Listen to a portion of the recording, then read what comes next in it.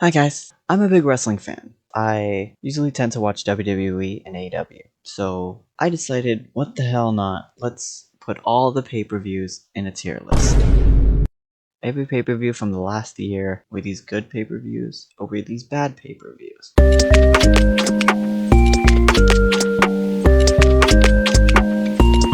So, as you can tell, there are so many WWE pay-per-views. Well, they tend to have one every month, but AEW only tends to have once every few months. So, there are more WWE pay-per-views than AEW on here.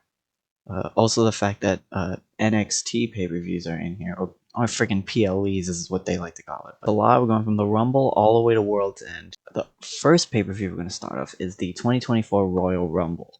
That was a pretty good show. Cody Rhodes won his second Rumble. Logan Paul retained the US title by DQ. What else happened on this show? Roman Reigns retained in a 4-way match. Yeah, this was a great pay-per-view, but it was just one of those where it's the Royal Rumble. But it's like, there isn't much to talk about, so we'll put it in B tier because it wasn't a bad pay-per-view. Yeah, I guess I could say that. Also, I forgot to rename this to E and F.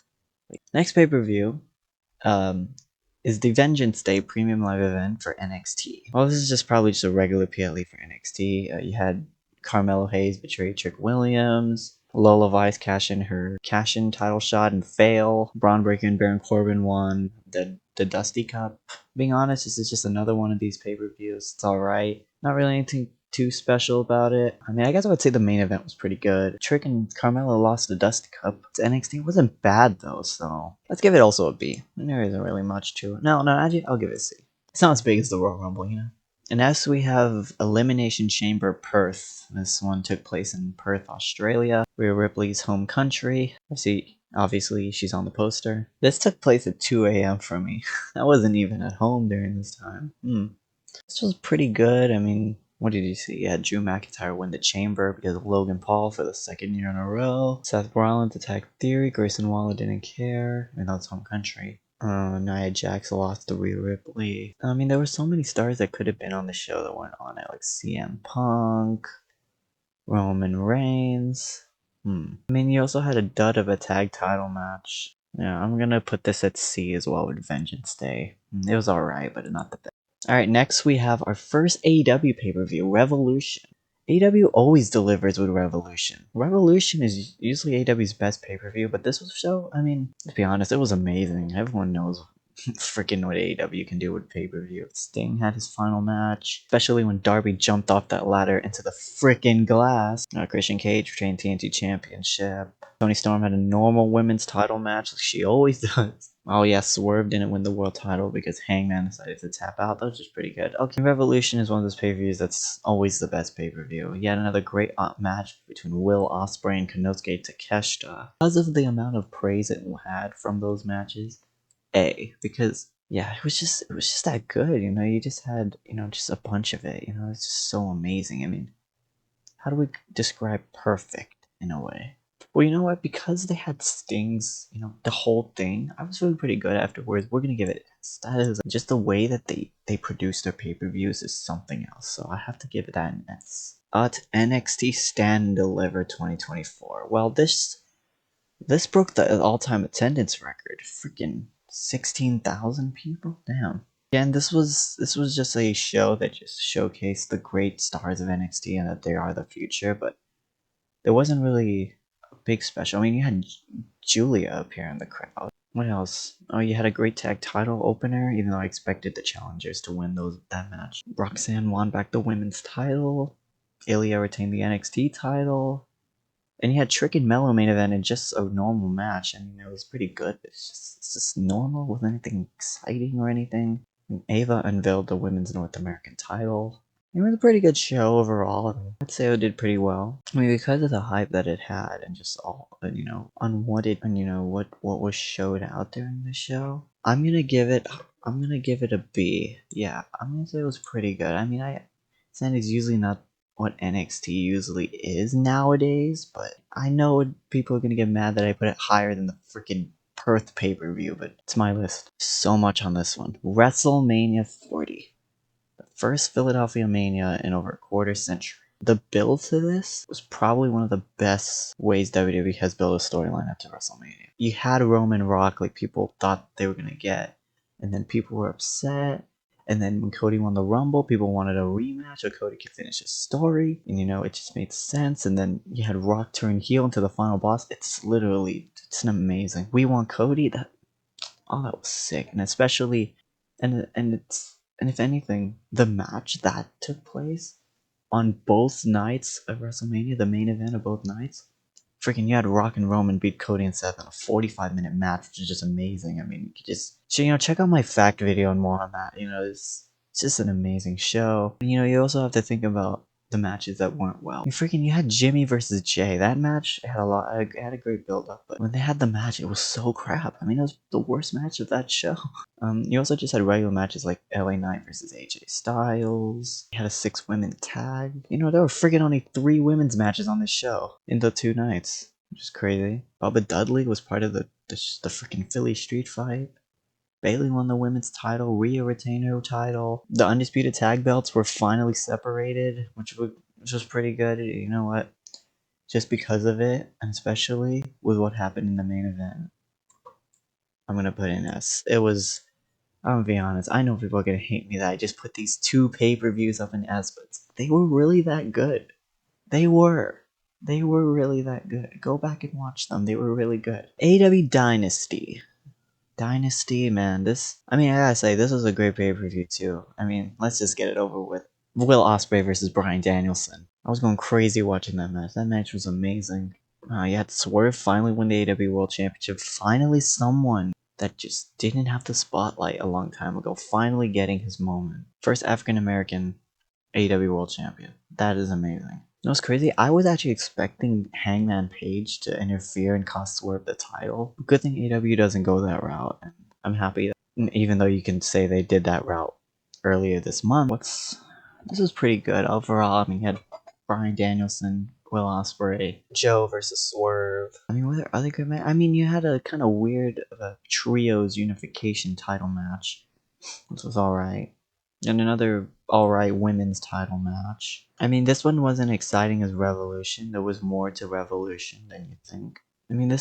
They're all champions pay-per-view, but they didn't have Cope defend the TNT Championship, also there were, the Young Bucks win after Jack Perry finally came back. That was nice. If I'm being honest, this was just, I don't know if it was another pay-per-view I thought this, but there was a pay-per-view where just all the big stars were gone, and it just didn't seem right. I feel like it was Dynasty. Because of the hype that those 2 matches gave, or maybe 3 was it? I literally forgot. It was a year ago. I'm gonna give Dynasty an A. Backlash France.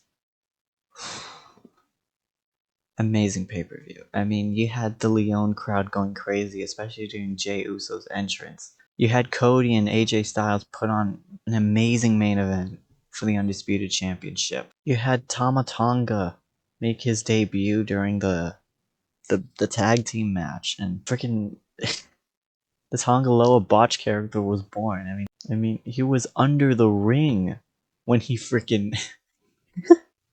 It's just so funny to watch back, honestly. The Leon crowd was just going fire for every single match. You had them cheering for Tiffany Stratton during the women's title. This was pretty good, especially with the overwhelming response from the crowd and what was going on during every match. The main event, the tag team match, the women's title match. I'm gonna be honest. And also because the women's tag titles changed hands, I'm gonna give this also an A. I was expecting maybe the Wyatt Six to make their debut and attack Cody, but they didn't do it. WWE King and Queen of the Ring. It's their usual annual May pay-per-view in Saudi Arabia. Honestly, I'm getting tired of Saudi Arabia. You had Cody versus Logan Paul, which is a pretty good match overall, even though it's just one of those matches. An Intercontinental Championship match that I guess was alright. You had Liv Morgan win the women's world title. Gunther won King of the Ring. Nia Jax won Queen of the Ring. It's one of those shows that was just like, nothing surprising really going on. You didn't have like Jey Uso appear. You didn't have this Solo wasn't. No, you didn't have Solo. I think it just LA Knight I believe was in the. No, I have no idea. But this show was just. Let me be honest, I didn't really like it. No? Yeah. I'm be honest, I'm sorry. I'm gonna give this show a freaking. I mean, it wasn't like the Vengeance Day and Elimination Chamber where they were just alright and there was nothing bad. This was just plain boring stuff. But because Gunther versus Randy Orton did something quite well, there was something really well between Gunther and Orton. Yeah, you know what? This is gonna go in the C column. It's not going to D. I was gonna put it in the D column, but you know what? Well, no, it's going in D. Because at least with Perth and Vengeance Day, you had like a few surprises or just something really amazing from it. But it's like just one little thing amazing. But King Queen of the Ring, there was nothing to it. AEW Double or Nothing. This, oh, how do I describe this? My god, let's talk about Darby Allin lighting Jack Perry on fire with a freaking flamethrower. Amazing. The way that they freaking dragged Tony Khan out there. And then the whole segment with the flamethrower is just, that's amazing. That's so cool. And what else? You had Swerve versus Christian. Mercedes win the TPS championship from Willow, and then Chris Statlander turned on her. You had Malachi and Cope put on a freaking amazing ass cage match for the TNT championship, despite the fact that Cope broke his foot and the House of Black almost betrayed him. So you also had Adam Cole and MJF both make their returns. And the promo he delivered afterwards with the bet on yourself, that was amazing. Yeah, especially Anarchy in the Arena, that was one of the craziest versions of that match I've ever seen in my life. This was a great pay-per-view. Oh, you had Will Ospreay win the national championship. You know, AEW always delivers well when they're pay-per-views. AEW has to go Double or Nothing A. Amazing. Amazing. They just over delivered in their matches. Clash at the Castle, Scotland. Clash at the Castle was alright. I mean, well, let's just get the big part out of the way. CM Punk appearing in the referee uniform in the main event. Just the way that was executed. I actually thought for like 3 seconds it was an actual referee. Even though the shoes didn't get me, I think I believe when he stopped the 2 count. That really made me believe it was him. But it was. I actually thought McIntyre was gonna win that night, even though the crowd, amazing in Scotland. I mean, freaking when I'm recording this, they're gonna be in Scotland on Monday, and I'm just ready to watch that episode of amazing, pretty good. I mean, you had a bunch of hometown heroes. You had Piper Niven challenge Bailey for the women's title. You had Alba and Isla Dawn win the women's tag team championships. That was shocking. And then you had Drew in the main event. You know, and just the fact that they also had an amazing Intercontinental Championship match between Sami Zayn and Chad Gable. The teasing of Otis finally betraying him. You also had Cody retain the Undisputed Championship in a Last Man Standing? Last Man Standing? No, I Quit. It was an I Quit match. And then even though AJ said I quit, he still hit him with the steel steps. It was fun, and there were some really good moments. I'm gonna give Clash at the Castle an A. That was pretty good. I can't admit. Pretty good. WWE. Good job, y'all. Oh, I skipped a pay-per-view. Ooh. NXT Battleground. This was literally a week before Clash at the Castle. I forgot about it. Again, it was just a normal NXT pay-per-view. You had Trick retain the NXT Championship to no surprise. You had Kalani Jordan capture the women's North American title as the first champion. Oba Femi retained in a triple threat match again. Lola Vice beat Shayna Baszler, I believe, in a underground match. I believe that happened on this show. It wasn't at another pay-per-view. Roxanne Perez retained against Jordan Grace. It was just a normal NXT show that didn't really have any surprises. It was pretty good though, I can't lie. I'm gonna give it a C.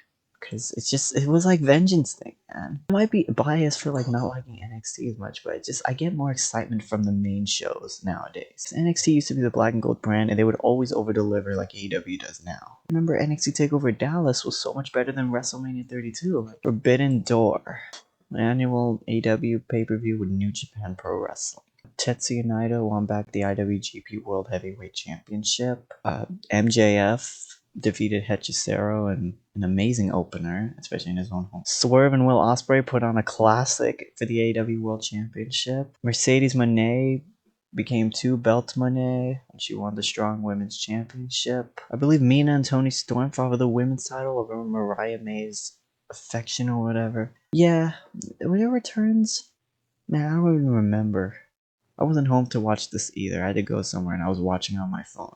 Yeah, Forbidden Door was a pretty good pay-per-view, I would say. I mean, to be honest, it wasn't as big to me like like Double or Nothing or Revolution were, but it was a pretty good pay-per-view. I just don't remember much. I just remember Ospreay and Swerve putting on the best match of the night. Overall, I didn't really see anything else. Because it was just only for one match, oh god, people are gonna hate me for this. If I could give like an A and a half, if that makes sense, or a B and like if I could go between B and A, that's where I would put Forbidden Door. But because there was only one good caliber match in the entire show for me, I'm gonna go B. I get it, there's gonna be hate, but Forbidden Door is getting a B for me. Money in the Bank. Man, Triple H, I just have to say, man, he needs to work on his Money in the Bank for when it comes to... So, I mean, I'm gonna be honest, Triple H has kind of done a bit bad with the Money in the Bank. Sometimes, well, most of the time it's good, but sometimes it's bad. Like, yeah, Damian and Io win the previous year, and it was pretty good because you had them both end up winning, but they both ended up having really short title reigns. Oh, wait, no, Io's was like 8 months, but, like, you know, you could have done more with them. Triple H did screw up this men's match, though. He gave it to Drew McIntyre.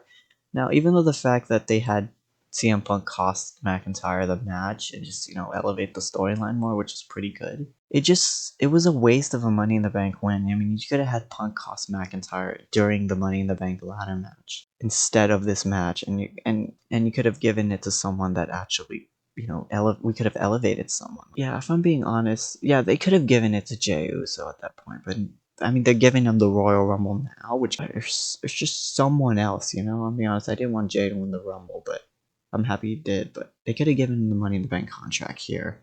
Also, that botch during the world title match where Seth the Falconero and Damian didn't kick out. The six-man tag main event was again just a normal main event, although you did have Tonga Loa botch a low blow. Because, you also had Tiffany win the briefcase, so that was pretty amazing. Yeah, I'm being honest. I believe from this show, there were a lot of botches, and I wasn't really happy with the way the show went because of the amount of botches it had. I'll say what I mean about that when I go to the next pay-per-view, but yeah, there were just something about Money in the Bank that I just didn't like for some reason, but it could have just had a different winner. I'm gonna give Money in the Bank, I'm gonna give it a B. Yeah, Money in the Bank was alright. There was something that was wrong with it. NXT Heatwave. Here's the thing with Heatwave. Heatwave had a lot of things for me. Every single match, when I was watching it, really delivered. Like, it was amazing. You had the NXT Tag Team Championship match. I loved it. You had the women's title match. Loved it.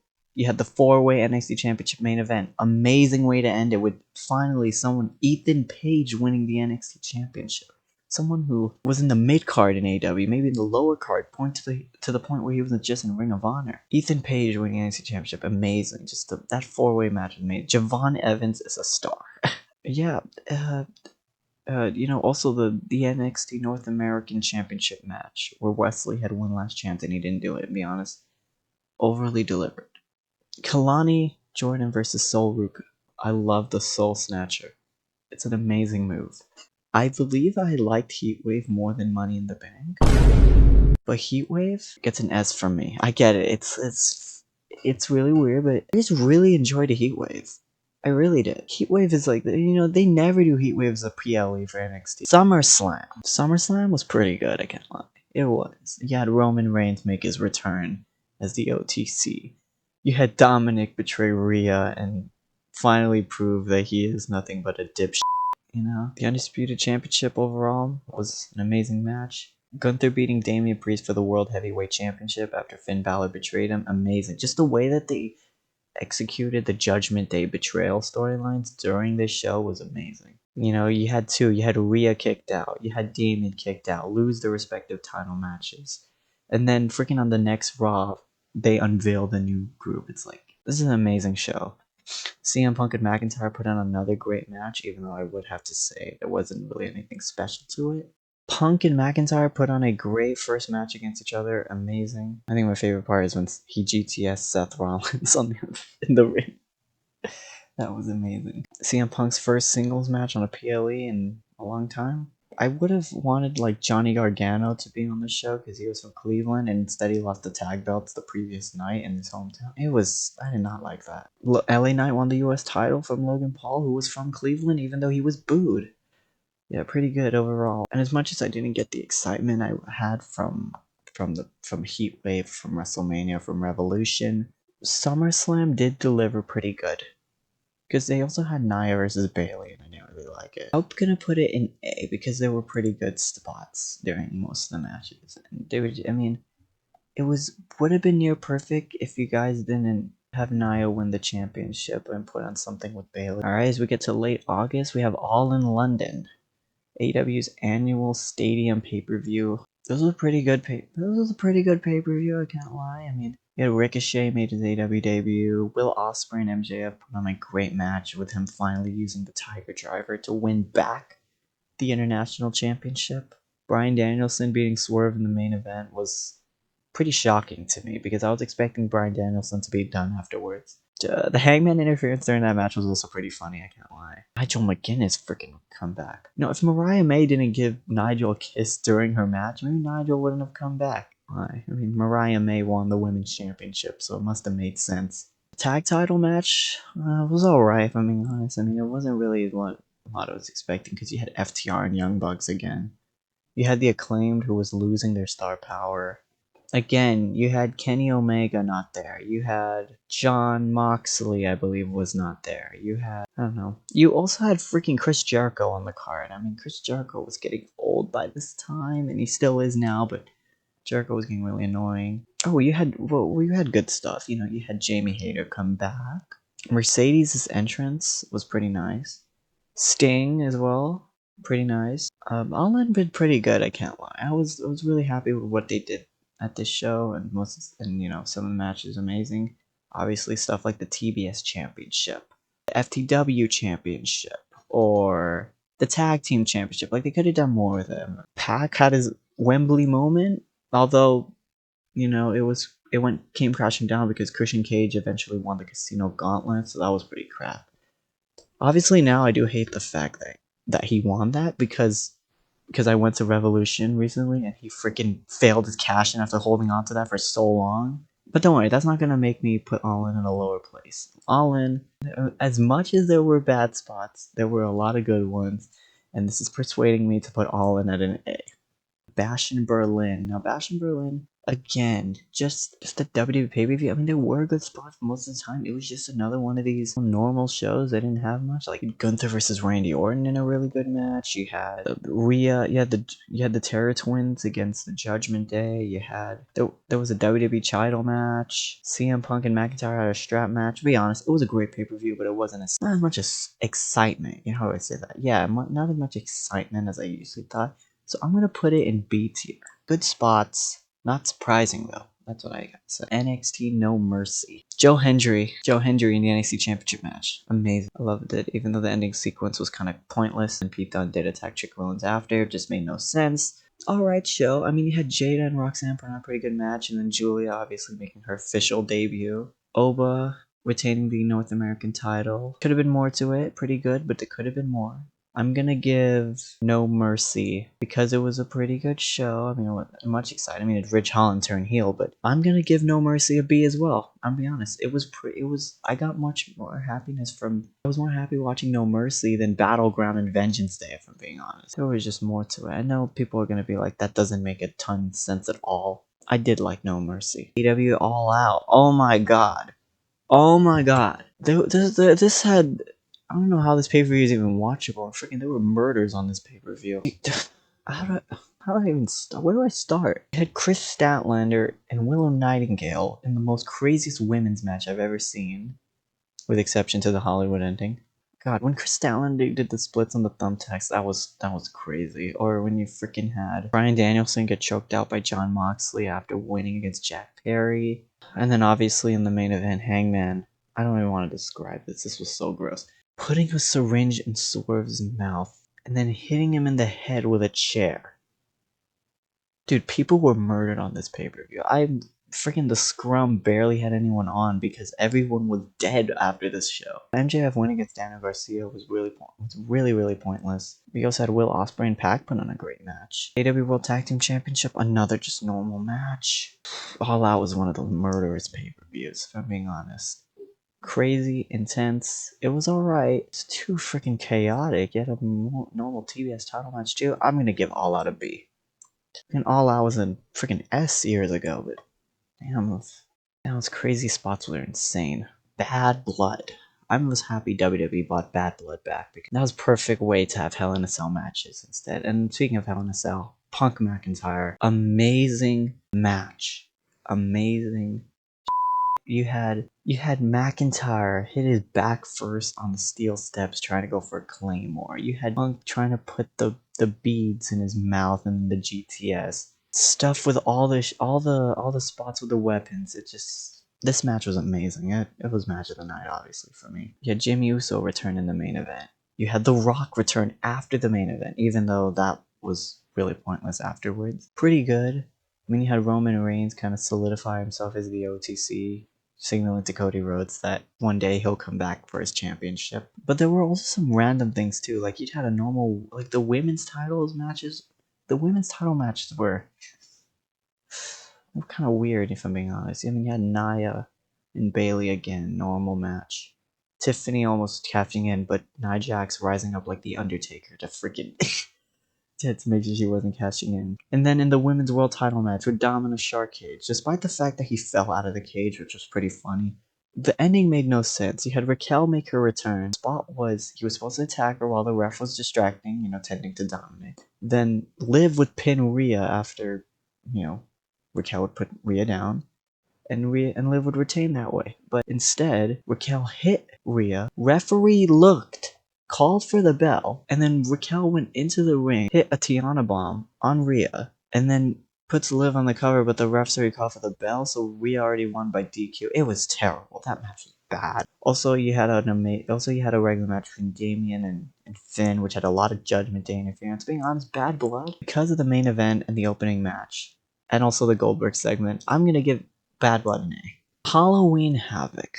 Alright, this might be the first one that people will hate me on. It was boring as for me. Like, I've never had something so boring in my life. I get it, it's NXT. I'm sorry, I wasn't a fan of this for some reason. I mean, you had Trick versus Ethan in a Devil's Playground, which didn't even go to the freaking playground. Oba and Tony D in a match, in a tables no, it was a street fight, but freaking their interference. You had a women's tag match, which I guess was pretty good. I mean, there wasn't a lot of big spots, but it was just pretty good. And Fallon Henley won the women's North American title after Kalani put two of her friends down. That was alright. And then you had Chase U lose in the ambulance match. Boring. Just plain boring, not fun. I mean, I guess the only thing you could say that was fun was Tatum Paxley came out of a casket. Being honest, I'm gonna give Halloween Havoc, I'm gonna give it an F.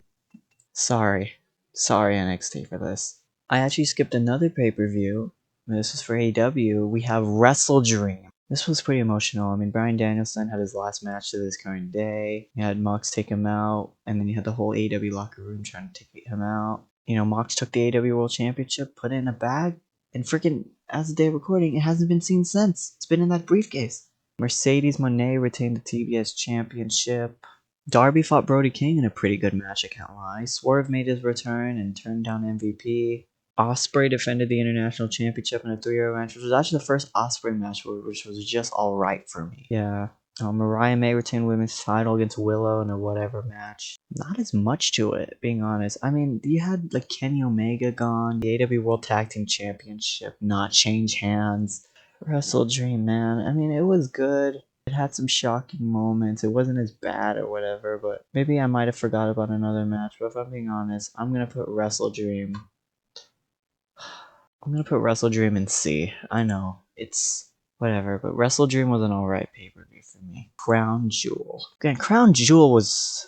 Why do they even have it? Yeah, the Crown Jewel championship matches, but if I'm being honest, those championship matches were just mid, in my opinion. You had solo pin Roman and a shocker. Man, I forgot what even happened on this show. I was not even home for this either. Oh my god, I don't know what happened at Crown Jewel.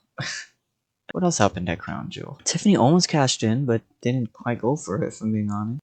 Oh yeah, we had that great US title match between Carmelo Hayes, LA Knight, and Andrade. The freaking ending spot with the 3-man BFC. Amazing. But again, this was just another one of them Saudi pay-per-views that I felt like it was alright, but it wasn't anything exciting, but it also was a little bit boring. It was just, okay, good ending. Nice.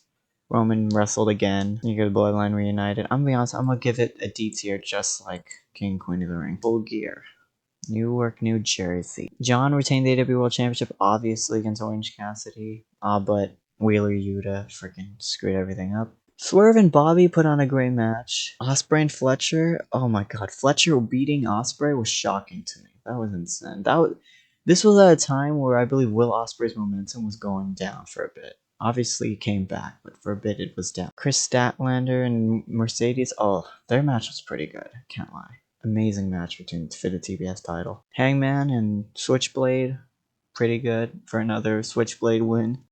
Private Party retaining the AEW World Tag Team Championship in a 4-way match. That was nice too. I mean, you even had the Acclaim have a bunch of separation moves. Daniel Garcia finally winning the TNT Championship. That was pretty good. I really like that. Yeah, freaking Big Boom AJ. Freaking Big Boom AJ did better than the main event. Oh yeah, and last but not least, Darby Allin at the end of the show running his car into the Death Rider's truck. Oh my god, and that amazing ending sequence where he asks them where are you going, smashes their car window. That was pretty nice, I can't lie. Full Gear, not as many shocks, but there were some, and some stuff I expected. It was an alright pay-per-view. I'm gonna give Full Gear an A. Alright, so I forgot about one more pay-per-view. It's not within the tier list. I had to do a little bit of research. Survivor Series. Freaking, they always have this pay-per-view every year, but Survivor Series. It's probably because I wasn't home and I don't remember, but Survivor Series was a pretty good pay-per-view. Yeah, you had the Bloodline WarGames match. You had Gunther and Damian put on another great match for the world title, even though Finn Balor interfered and cost him. You had Shinsuke Nakamura gain his momentum back and win the United States Championship again. I love the fact when Tama Tonga was just freaking doing his stuff on the cage. That was funny. Or CM Punk and Roman Reigns segments inside the cage. That was pretty funny too. But yeah, Survivor Series was alright. I mean, the women's War Games match was pretty good too. You had Io again jump from the top of the cage.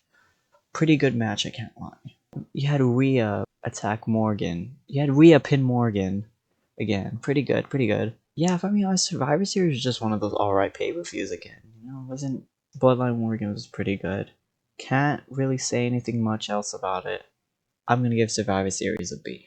Alright, now we are on the final month of the year, the final PLE for WWE NXT Deadline. Although by this time they had changed brands, the names of the pay-per-views actually have their NXT in the PLE name. It was alright. You had Trick retain against Ridge Holland, even though Trick almost broke his neck on the rope. You had Obafemi return to win this men's Iron Survivor Challenge. I love that match. That was pretty good. Julia won her match in the main event, which was pretty shocking. I did not expect the women to main event the show. I love the part when Ethan Page and Oba are in the cage and Ethan's just trying to get out, but Oba won't let him. A Deadline was pretty good. It was alright, but it was pretty good. I know I'm saying the same responses over and over, but I can't seem to say the right words, you know? Pretty good. Not the best, but pretty good, if I'm being honest. I want to put Deadline in B as well. Pretty good overall. I get it. People are going to get mad that I put it higher than WrestleDream, but I like Deadline. Especially that tag title match, too. Final pay-per-view of the year, 3 days before the new year, AEW Worlds End. What do I have to say about Worlds End? I mean, what happened? You had MJF and Adam Cole put on, well, I don't know what type of match. It was, well, I don't even know what was going on there as a match. MJF and Adam Cole just had another one of the worst matches of the year stuff. Can't say it was worst match of the year. I mean, it's just another boring match. MJF won. Had Mariah May and Thunder Rosa in a Tijuana street fight, which I'll be honest, it was pretty good, but wasn't as good as I thought it was going to be. I mean, it's nothing compared to Hollywood ending. You had the Continental Championship semifinals and finals. I loved when Okada slapped Ricochet in his bald head. That was pretty funny. And then the match between Okada and Ospreay. Oh my god, I was so shocked when Okada won. I actually thought Ospreay was going to do it, but it was an amazing match between the two. Kenny Omega finally returns, and just enjoyed it. And the fact that they even teased having the match all in Texas with the banner in the background, that was amazing. The fact that he's now international champion, can only assume that this is going to be a title for title match when they get there. I'm excited for it. And then you obviously had the 4-way main event again. Death Rider's interference, Mox retains. But then Cope shows up. Cope makes his return. FTR make their return. They fight off the Death Riders. World's End did deliver. World's End in A. And that, ladies and gentlemen, is my wrestling pay-per-views tier list of 2024. This is every single WWE and AEW PLE pay-per-view on a tier list. Most of their pay-per-views did really well. Most of their pay-per-views were alright. Some of their pay-per-views were just boring. But there was only one pay-per-view that I did not like, and they could have done so much better with it. In turn, I am quite shocked that this is my list, but that's how I viewed all these shows. And guys, just remember, this is just my opinion. This is not what other people say, I believe, but this is just my view on how I saw the pay-per-views. I mean, most of these pay-per-views I was able to watch it at home. If I was not at home, sometimes it impacted how I felt about the pay-per-view, but I eventually did rewatch them all back. And if there were matches that I didn't mention in this tier list, hey, maybe those were the matches that are meant to be forgotten. I don't know. But overall, this was a pretty good tier list. And again, if you enjoyed the video, please hit the like button, subscribe. If you have any ideas of what I should do on my channel, just write down in the comments. And yeah. I don't know if I'll do a tier list like this at the end of the year for 2025 pay-per-views, but I'll see. Take care, y'all. Bye.